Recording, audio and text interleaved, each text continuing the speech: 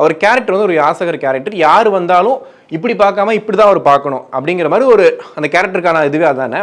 அதனால ஷோல்டரை கீழே இறக்கி தான் வச்சிருந்தாரு. ஒரு இடத்துல கூட அந்த ஷோல்டரை தூக்கியோ கையை தூக்கியோ எங்கேயுமே பார்க்க முடியாது.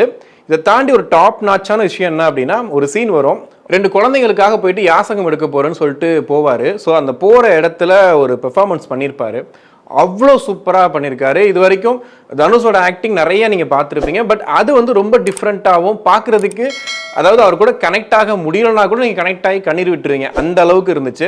ஸோ இது ஒரு பக்கம் பெரிய பாசிட்டிவாக இருந்துச்சு. இன்னொரு பக்கம் பார்த்தீங்கன்னா, அந்த படத்தில் இந்த திரைக்கதை ஸ்லோவாக இருக்குது, ஏங்க இன்னும் கொஞ்சம் ஃபாஸ்ட்டாக கொண்டு போயிருக்கலாம் சொல்கிறாங்க. பட் இருந்தாலும் இயக்குனர் வந்து சில விஷயங்கள் பண்ணியிருக்காரு உள்ள. அதில் குறிப்பாக வந்துட்டு 2-3 சீன்ஸ் வந்து ரொம்ப பிடிச்சிருந்தது. அதில் வந்துட்டு அவர் அடிக்கடி வந்துட்டு இன்றைக்கி என்ன கிழமை அப்படின்னு கேட்பார். அந்த கிழமையை கேட்கும்போது டக்குன்னு நீங்கள் இன்றைக்கி வந்து திங்கக்கிழமை அப்படின்னு சொன்னால் டக்குன்னு சிவனோட ஒரு பீஜம் போது அதோட சேர்த்து ஒரு அந்த விஷயத்தை காட்டுறாங்க.